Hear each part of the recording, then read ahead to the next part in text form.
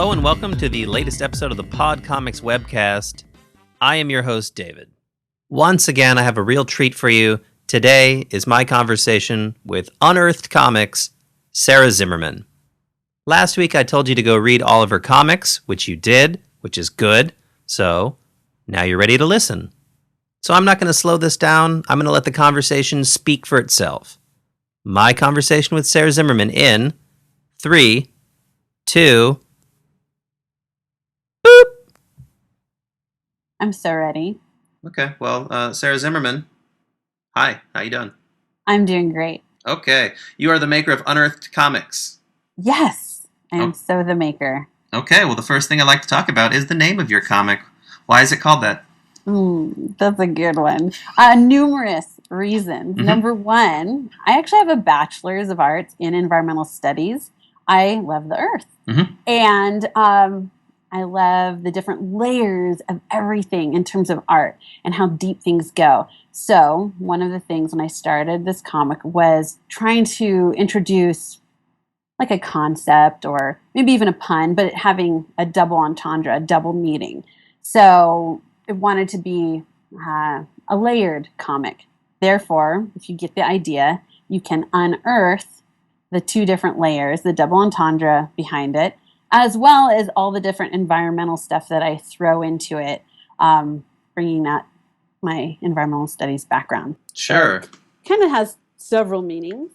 Totally comes across. I mean, I probably would have already asked you what you studied because it does seem like you have an environmental science background. Yeah. So just a BA in environmental sciences?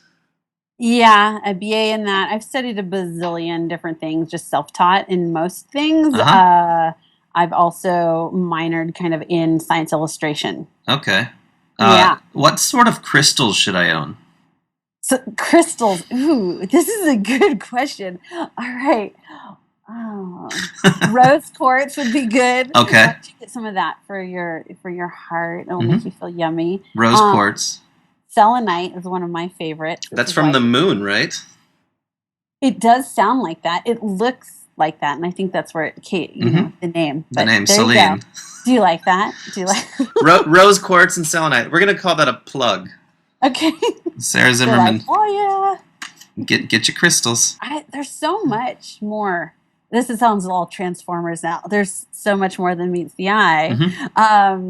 With so many things, and that's what I do with my art too. Is I usually paint something so hideously ugly. I mean, it's embarrassing, and I've had to come to terms with this process. And usually, it's just me throwing paint on the canvas and kind of getting out some emotions. The next thing I know, I have some sort of form. The next thing I know, I'm painting color upon color, and the shape comes out, and it's a woman, or it's a flower, or it's something else.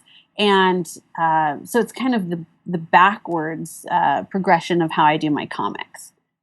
So painting you follow it until it exists. And comics is a very written art form. So you start with kind of the whole idea and then you put it on paper. Right. I try to twist it until it actually might become even kind of funny. Mm-hmm. Usually it's just a lot of self-doubt and berating myself for it not being funny initially, and then kind of massage it some more, and then throw it in the trash. Oh, wait, I had something good there, pick it back up, and then kind of, master it a little bit more. I don't know if master it is the right word. Molest it more. For me, the words master and molester are interchangeable. Yikes.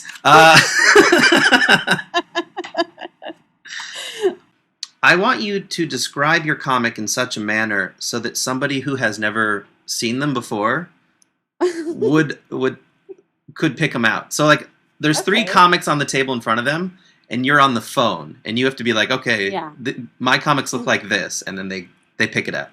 Okay. They're very simple. Simple single lines. There's not really any shading. I tend to use the Earth and Moon. Mm-hmm. My Earth, Maryland Earth, is my protagonist. So often I will have an Earth, Moon, maybe the Sun, maybe the rest of the solar system in the comics. There generally are no straight lines. me and straight lines, we don't really get along that well. So you won't find a lot of straight lines.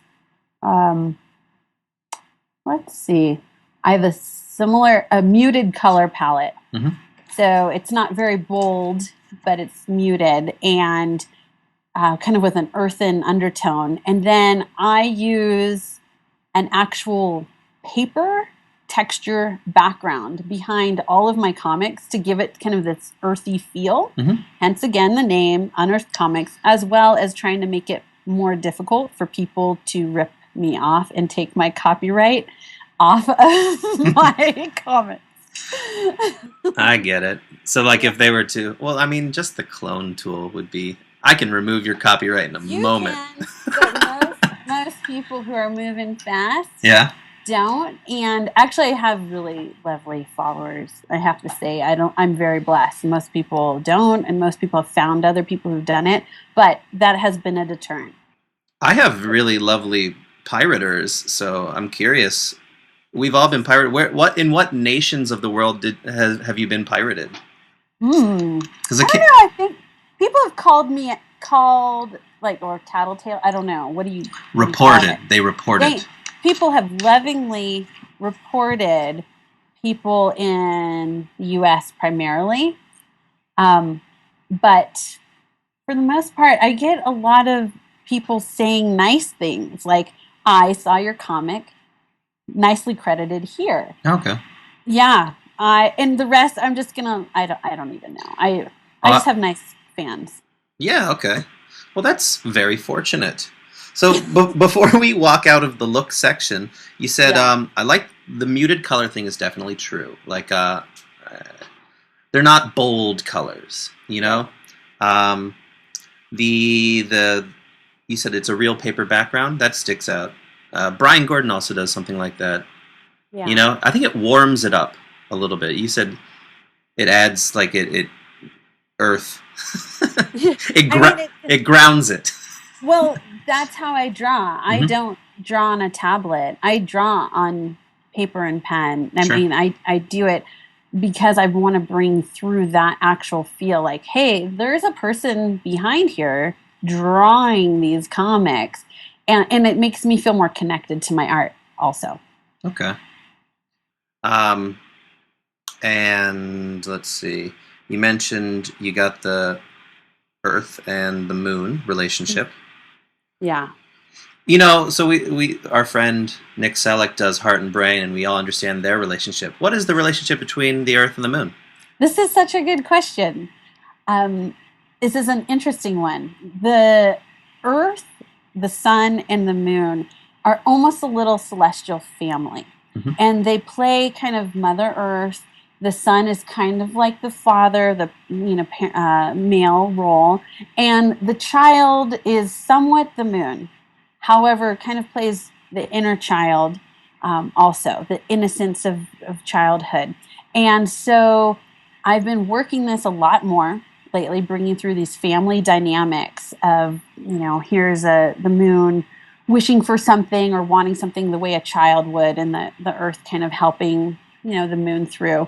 The Moon is actually female, but kind of is a little androgynous. Mm-hmm. Just, because every kid, just kind of to let people play with, whatever. Kids are androgynous. Yeah. They're meant to be. Yeah. I just felt it was more fun. Uh-huh. It allowed for more people to relate to the Moon. Sure. Yeah, so that's kind of the relationship. They have this little, gentle familial ties. I don't know how to say this, but you're like the first female dad comic I've talked to. Dad, what does that mean? Well, what I mean is there are dad comic, like Lunar Baboon,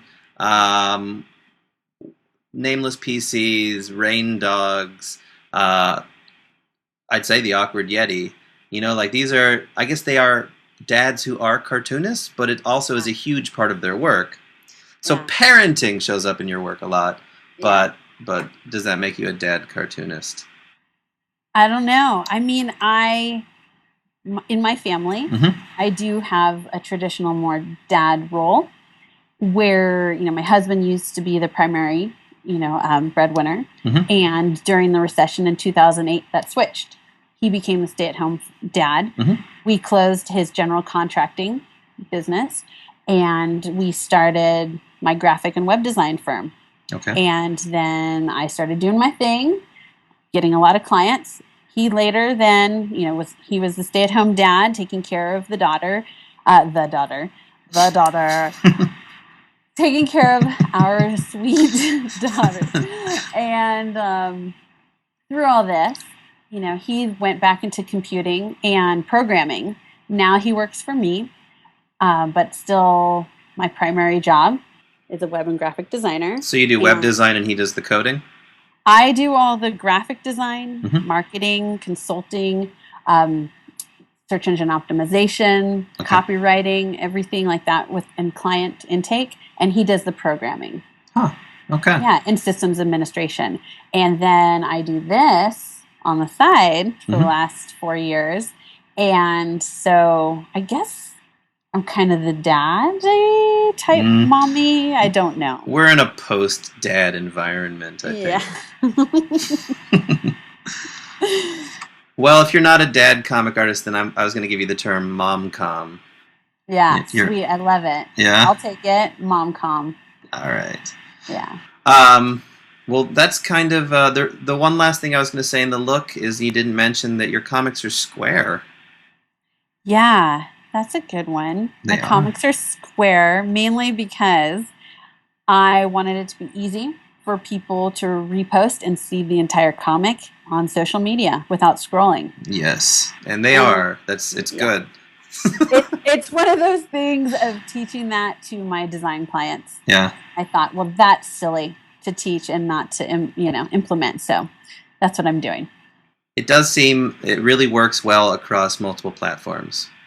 It does, and it makes me have to think really hard. Ah. I have to use economy to get all of this across in what sometimes I can get into, 4 panels, usually into 1. Sure. Yeah, it's tricky. It's like a puzzle. Yep. Okay, well, the next bit I like to do is we start with the look of a comic, and then I transition onto the writing, because this is what I really want to focus on, is how comics are written. So right there, you were just saying you sometimes have to figure out how to take a 4-panel gag and cram it into 1 panel, and it's like a puzzle. And that's perfect for the next thing we're going to do. Because what I like to do, there's 2 things, really. First, we talk about the last comic that you made, and then the next comic you're going to make. And the other thing is, if you have a list of ideas, I find a lot of cartoonists have lists of ideas on their phones or on paper. I like to hear a couple of them, because they're just these like joke seeds, that potential future joke ideas. Yeah. Before they're like written, they just sound so stupid and embarrassing. Yeah, they're horribly embarrassing. Well, we'll get to that. Do you have that list nearby? I have 400 lists. It's ridiculous. Okay. Well, so what was the last comic that you did? I just posted it today. Okay. For Huffington Post. Yes. Congratulations, by the way. Yeah, thank you. For a new piece I just wrote and created 3 comics for about being a mom, aka purveyors, all things snack. And the comics, there's 3 of them that I just posted. One's a flow chart, pie chart about how much time you allocate towards food buying, food preparation, food cleaning, food distribution, etc. Pie chart. Pie chart. Got it. Yeah. Once you're a parent. One is a cross section of how you pack a backpack once you are a parent, and the whole thing is primarily food. And as a climber who climbs several times a week with my husband and my daughter, this is, we got this down to a science of how to pack these packs full of climbing gear and food. And the 3rd comic is about basically asking my daughter, are you sure you're full? Because we're going to get in the car. And she swears, yes, she totally can't eat anything else. But yet, once we enter into the car, there's this weird magical thing that happens somehow. 5 minutes later, she's starving again. So to recap, the 3 comics that you're doing for HuffPo are nice. They're all mom-coms. Packing the backpack, which is food. A pie graph about the amount of time spent preparing food. And the third one, I just spaced out because I was doing a list and I was concentrating. What's the third one again? Yeah. No, the third one is about the bathroom. asking. Oh, if she's full. It's for full, and then getting in the car. Okay. And requesting more food. So the whole thing is about, I wrote a piece to go along with it, and these comics are illustrated to kind of help illustrate what I'm trying to say. Mm-hmm. Yeah. So those are the last comics. Let's talk about HuffPo real fast. How'd that come about? Because I know that you had done a few things with them in the past. Yeah, that was really cool. They reached out, Huffington Post parents reached out and asked if they could have permission to use a few of my parenting comics. Mm-hmm. And I said, sure, why not? Please credit me. Then I sent them, some more ideas and kind of kept this little banter going. Next thing I know, I'm writing some things for Upworthy, and then I'm pitching to different larger online magazines. So I write to Huffington Post parents, and I say, I'm writing for Upworthy. I would love to do these longer pieces. And they're like, yeah, great. Here, we'd love to have you as a contributor. And so, go for it. And we'll help promote you as you are creating posts. It was really great because I basically get to do anything I want. And so far I have 2 posts, and I've been having a lot of fun just practicing my voice, getting some comics, and putting those out. Do you, this is sort of unrelated, but it is related to me. Do you have a Patreon? I do. Okay, and so when you do stuff for Huffington Post, do a lot of people come and find you on Facebook after that? Is there like an uptick in... It used to. Yeah? It used to. When I would do... Facebook has changed for me a lot. Yeah. I've noticed when I was getting featured on, like, I Effing Love Science and George Takei's page, I think Amy Poehler shared me a couple, like, actors and stuff. Mm-hmm. They shared stuff, and that's where I saw a big burst in Facebook, users. Because it was all on Facebook. Yeah. Now, since Facebook changed their algorithm so many months ago again, I've seen a decline, and my Instagram has started going crazy, which is awesome. I love Instagram. Okay. Yeah. So it's kind of fickle. I just put my stuff everywhere, hoping people actually see it. That would be cool. And pay me eventually. That would be even cooler. Yeah. Speaking of getting paid, and Boston Comic-Con, didn't you? That National Dog Day thing was so great, right? Yeah, that was super fun because I am not yet a webtoon comic artist, and I'm hoping to become one, creating a pitch and talking to them. But the fact that they reached out and wanted me to be part of the Dog Day was awesome. The next comic that you're going to make. Okay. Let's get into that cartoon list first, because that sounds fun. Why don't you give me a couple of your seeds? Okay. I'm working on one where the Earth and Moon are out to dinner with a black hole. Okay. And the black hole has ordered off the menu every single appetizer and is like just shoving appetizers in its face, and there's this huge horde of food in front of it.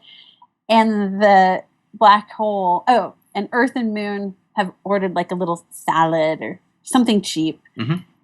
And the black hole says something like, we're going to split this meal, right? Or we're going to split the bill. Yeah. And they're just looking at him like, seriously? Because we've all been out to dinner where you're on a budget or something like that. And then people just start ordering drinks or ordering appetizers and ordering dessert. And you're sitting there and they say, well, let's just, split the bill. And you're like, well, meaning let's all share the bill. Yeah. Let's not split it. Let's share the cost of everything equally. Well, see. Splitting what? Okay. Maybe in California speak, splitting bill and sharing bill might be the same thing. The same? Yeah, I don't know. Because I speak surfer talk. And so... Gnarly. Yeah, totally do. So... Well, I wanted to clarify that because people listening might interpret splitting to mean not sharing. But what the black hole is saying, we're all going to just split this a third, and a third, right? Right. And yeah, so, and the Earth and Moon are like, dude, this sucks, basically. Yeah. So anyway, I'm working that one through. That's one. You got to make sure to get that right, because that's going to confuse people. Well, what's so awesome is I don't tend to get it right. Okay. And so I try really hard. And the coolest thing is, my husband's awesome. He helps me a lot with editing, and he will be like, yeah, he'll bring that up. He'll like, honey, that makes no sense. Mhm. And sometimes I just am in the mood to not listen to him, because you know how wives can be. But sometimes it's like, oh my God, that's a great comment. I'll go ahead and make that edit. So he tends to look over and give me help in the text department, just to make sure I haven't like added an extra L, or my grammar's somewhat not surfer speak, Well, et cetera, et cetera. Why not just throw in a waiter? And the waiter says, are we doing separate checks? And the black hole's just like, no need. And then it's done. Done. That's cool.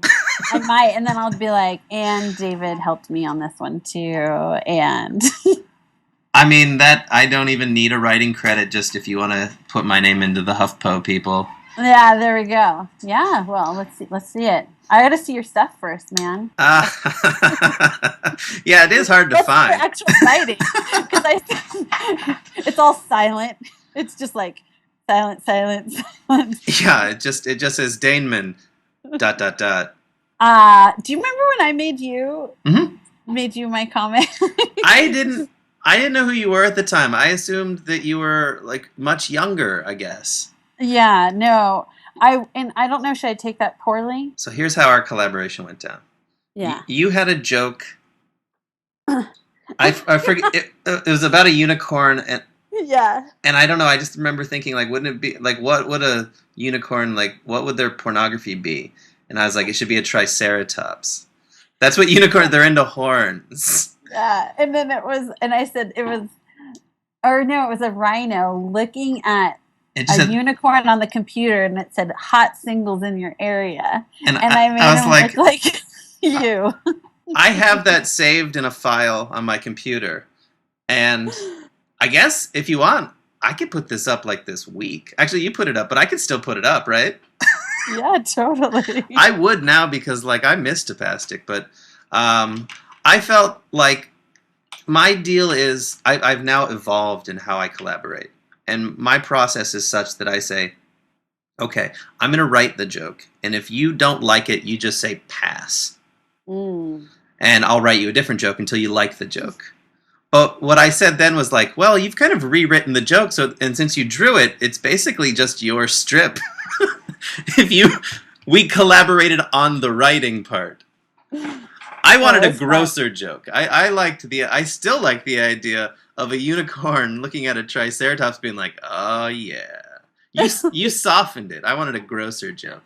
Yeah, see, I have a pretty disturbed mind, and because my daughter's such a good reader, and comes into my office and looks over my shoulder and says, oh, is that a new comic? I have this part of me that's like, yeah, I don't want to keep explaining certain things that are really that uncomfortable yet. So I tend to have to soften it, although my mind is like most of the time in the gutter. And I have an entirely other inappropriate comic strip waiting to just happen. Mm-hmm. Yeah. Well, then we'll do it. I still love that gag. I think at that time, I would take people like Dave Stankoven and Stephen McGee, who write really tame strips, and I would make them do gross stuff. Like that was like my little sadistic streak would be like, if these people want to collaborate, cool. I'm gonna make them do something gross. Yeah. But I got that out of my system. Because in my strips, it's very hard to do so many things, really, that I was taking the guest strips as an opportunity to do jokes that I could only do with them. Mm-hmm. So yeah. Anyways, it was a nice strip. I hope you were not. I had fun. Okay. Oh no. The main thing is this with comics. It would be super cool, obviously, if that became my new full-time career. That had been my goal. I've been working at it. I don't know what the universe has in store for me. All I know is I better have fun in the meantime. And doing comics that make me laugh is my number one goal. Because why else should I, store away in my own office and not be with my daughter doing something for free? Right? I need to at least have some fun with it. And that was killing me. I was having a great time creating that. I was laughing so hard. And yeah, that's what it's all about, is having some fun now. Well, looking back, I would say that if a rhinoceros was on the internet browsing for local singles, he'd probably loosen the tie. You're right. He might, or else he might be at work. Yeah. Okay. Yeah. We won't even go into that. I'll go anyway. Okay. Well, we were talking about writing. I don't think we got into a list of joke ideas, though. No. Do you want to hear my next one? Well, I don't want to hear if you are going to do it. Once you decide to do it, it's no longer this. That's not what I want. I want just like all these ideas that they're just sitting around waiting. You're like, I don't know, maybe like banana peel. Like, how do you when you have an idea, how do you record it? Do you write it on paper? Do you write it in your phone? I have numerous ways of recording it. Okay. I have my phone. I have my iPad that sleeps next to me, and I roll over in bed and type ideas down on my iPad, which syncs to my phone and my computer. So when I wake up, it's all in one area on notes. Then I carry around a little notepad also, so I can make people feel very awkward when I'm standing with them with a little notepad, writing down little ideas when I don't feel like being on the phone. Sometimes being on the phone looks rude, where instead I'll just have this little notepad and I'll start writing like I'm a courtroom reporter or something. I don't know, like there's something very newsworthy where I need that pen in my hand. I need that paper. It's funny because people give me silly looks too. They think like, whoa, she's writing about me. And, usually I'm like, no, that was just really funny what happened down the street. Anyway, I carry that in my purse. And then I have several legal pads throughout the house that I just write other ideas on. Okay. Basically, yeah. So I have a myriad of lists, and then I kind of just go to whatever feels good, but often I never even revisit them. I just go with what's funny that day. Are the list items, are they like one word, a couple of words, or is it like a whole script? It's like a sentence generally. Okay. Like on the iPad or the iPhone, I usually do a sentence that says, first panel, second panel, something like that. Yeah. Sometimes it'll be like a keyword phrase, like, oh, this idea, something about toilets and politics, something of that. Or black holes, being, energy vampires, yada, yada. But when I get on any other larger pad of paper, I'll kind of start sketching something out. Like those legal pads, I'll kind of like break things down a little bit more. And then I look back and I'm like, I don't even know what I meant here, half the time. So I'm not taking the best notes. It's just more of the process of getting the idea out. If I can decipher it later and I want to, good. If not, it was just fun to kind of giggle as I was writing. So out of all the things you listed earlier, notepad, little legal pad, iPad, all your pads, which one would be closest? Because I'd like to hear some of your, especially the short ones. Because that toilet politics. That's what I'm looking for. Okay, well I can let me pull it. Yeah, I'm like, some of these are just not funny. That's the ones I want to hear. Let's hear them. Okay, hold on. Let me move these over. If it is funny, it doesn't even need to be a comic strip. If it's just a sentence, that's a tweet, right? Well, like a Valentine's Day card that says, "I'm glad you don't do meth." Okay, that's great. So your daughter's like, "What's meth?" And you're like, "Yeah, it's just something you don't want to do." And that's okay. I don't mind explaining that. Like, hey, this is a gnarly drug. But does she ever go like, "Why do people do drugs?" Oh yeah, I explain all that stuff. Okay. It's like I have no problem talking about like, hey, people have pain, and suffering, and they look for different things to ease their pain and suffering, and people make different choices. So why wouldn't you explain the 3 horn joke? That one, it's funny because with sexuality, it's an interesting one. I've tried to explain, sex and things of that nature. But an 8-year-old, like, describing about sexuality, it just hasn't felt, I don't know. We're just not there yet. Sure. I don't think. They don't have any frame of reference for what sex is. Yeah, it's or kind of love get or... the ooey look, like, ooh. Yeah.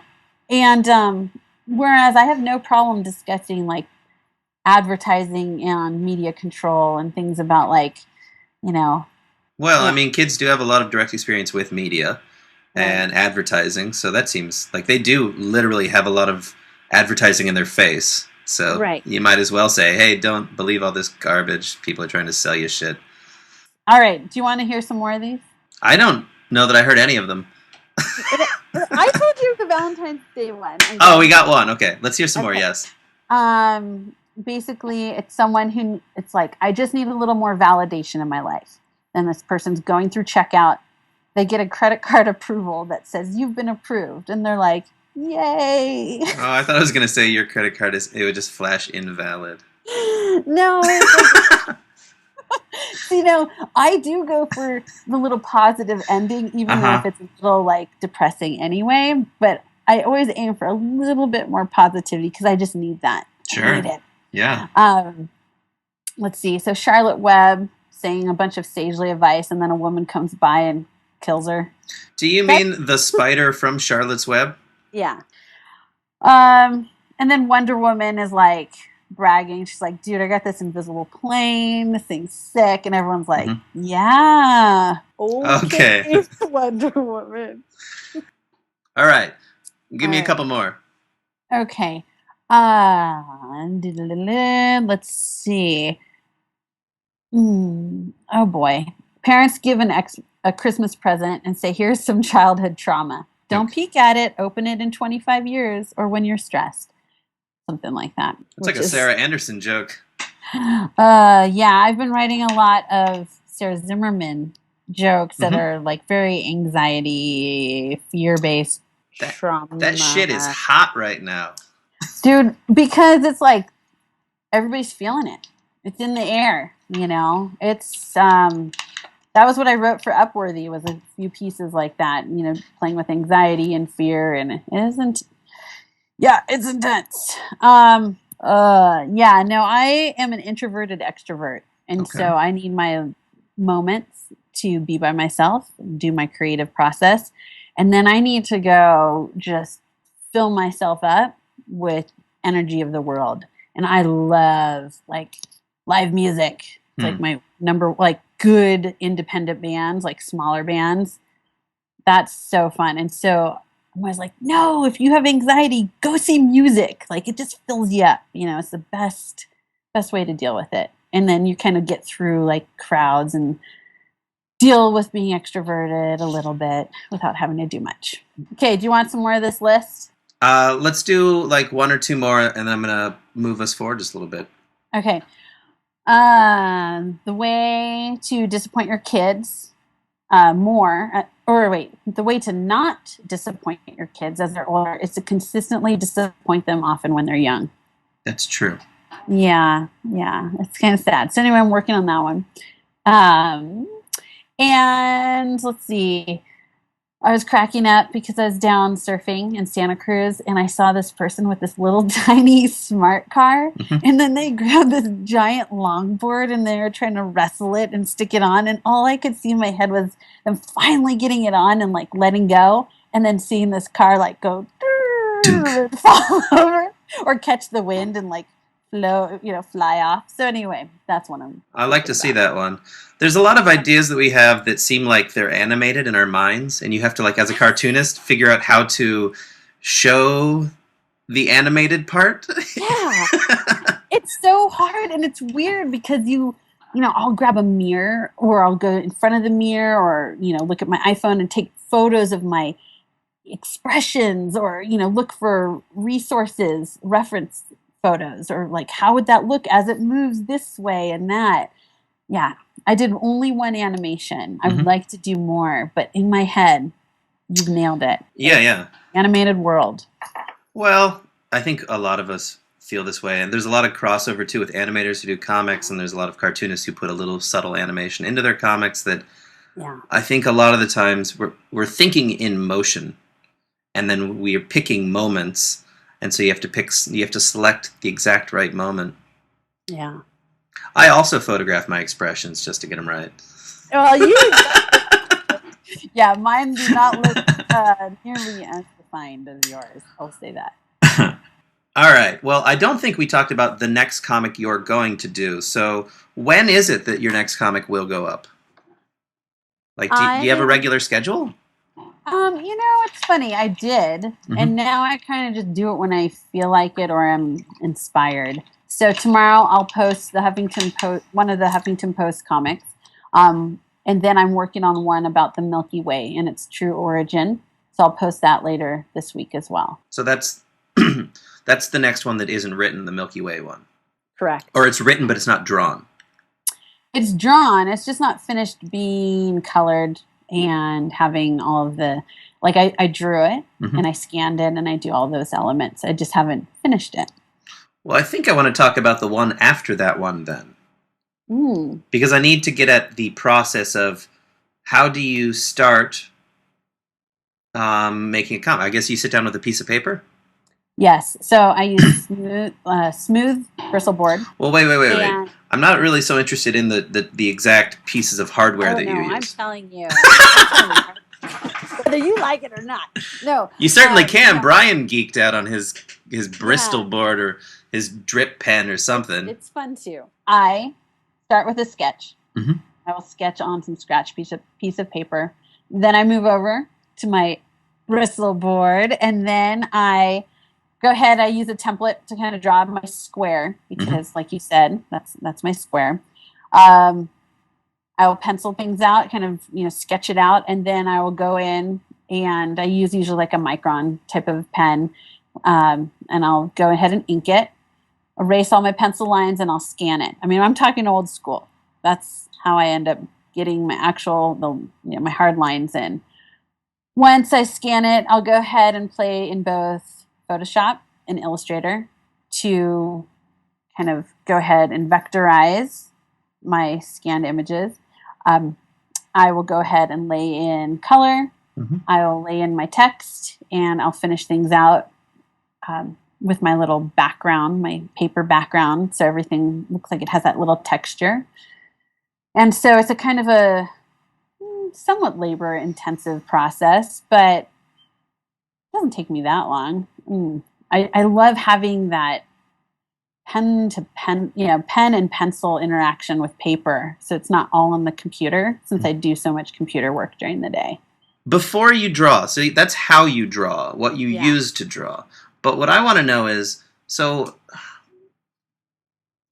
a lot of my cartoonists, they have like a deadline, so they don't really have as much a choice. You said when you get inspired or when you want to. So explain that perhaps. Like, how do you know when you want to make a comic? When I want to make a comic is when I wake up out of bed as if I'd already drank coffee. And I'm so excited and something's giggly. And instead of doing my morning practice of like little meditation and stretching, I go straight to comicking.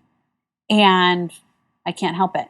So I sit down, I kind of go through either some of my notes, I'm inspired about something that I've written down in my 8,000 lists, or it's something new. And I just frantically start drawing, and that's how I operate. But let me just say this. Well, that was perfect, by the way. That's who I am. I've always been like that. I'm a morning person. So though I do consume a lot of coffee, I wake up as if I'm already caffeinated and I'm ready to go. As you know. Well, it would appear that you're correct. No, I'm just stoked. Things stoke me out. And if I have some opportune time, where I'm not trying to get something else done, I'll try to steal away and get a comic done. I try to post 2 to possibly 4 new comics a week if I can. But if I don't, I'll repost older ones that new fans haven't seen, or I'll, post something else. I'm not sure. Sometimes like a process photo or something of that nature. Well, that was the perfect answer. I guess we can't really talk about the next comic you're going to do because we don't know the next time that's going to happen. But we know what you would do. Well, I mean, I have this one, like I told you, about, I mean, it's half sketched of the black hole, wanting to share the check, not split the check. So I have that one that I'm working on, the Milky Way one, and some more parenting comics that will go on another Huffington Post post. Okay. Yeah. I think you should just call it a Huffington Post. Yeah, I guess so. All right. Well, the next bit is about themes within your comics, and these are so easy. Like other people, it's more surprising when they hear their own themes. But I wrote down 4 things here. Okay. And I think you're gonna have an easy time guessing them. So, what do you think the themes are? That's how I do it. I want to see if you can guess what I wrote down about your comics. Ooh, what do you? Game show. Yeah. Okay. And there's 4. So what do you think the themes are that I wrote down? Door number 1 is Earth, Moon. Yep. I just wrote Earth. Oh, okay. Yeah. So my planetary bodies. 2 is parenting. Yep. In order, even. Well, see, I'm psychic. All right. Third. You can do this. I have a lot of the emotional bodies, like anxiety and fear and happiness. Did you write those down? No? Yes? I didn't. What's that? No. I didn't have a chance to read all of yours. You have 333 comics on Tapastic. Yeah, I have so many. I know. Just wait till you see my site, too. It's starting to bog down because of how many. And there's also puns and inanimate objects. Puns was the next one. Yeah. And the very last one, I don't think you'll be able to get. Motivational and inspirational. Alcohol. Oh, do I have that on there? What? Well, I started at the very, very oldest ones, and there was a bunch of jokes that had beer. There was one you did a caption contest about like wine bottles growing on the vine. Oh, yeah. Yeah, that's funny. You know, it's so funny because like I go through these bouts of like I'm not really a heavy drinker. No, you're not. No. And so yeah, and I don't really feel like getting into that. Do you read a lot of webcomics?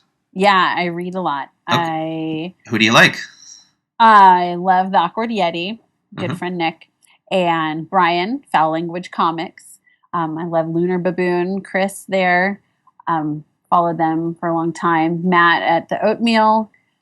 Gosh, I actually follow quite a few people, and I just love our little webcomic community. I love what everybody's doing, and I really hope to like help support them also just by being a follower and giving them kudos.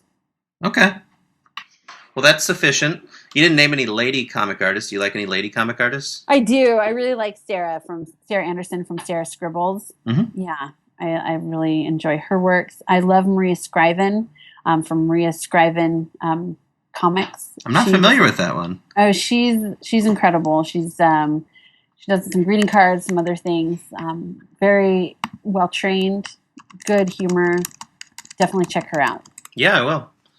Sara Zimmerman, thank you so much for taking time to talk to me today. Hey, thank you so much. I do appreciate it. Thank you. Cool. I will talk to you soon. All right. Bye-bye. Bye. As always, let me say thank you to Sara for being my guest. Thank you to you for listening. And an extra special thank you to anybody who takes the time to share or like or comment or review things on iTunes, because that helps more people find my podcast, as it turns out. If you haven't taken the time to do this, that's okay. But please, please do it. All right. So, my next guest is going to be Enzo, who makes Cheer Up Emo Kid. His comics can be found at cheerupemokid.com, as well as on Tapastic, and probably Tumblr. I don't know. Nope. I checked. They are not on Tumblr. So, just Tapastic and cheerupemokid.com. I hope you enjoy listening to each and every episode. So thanks, and I'll see you later, okay? Bye-bye.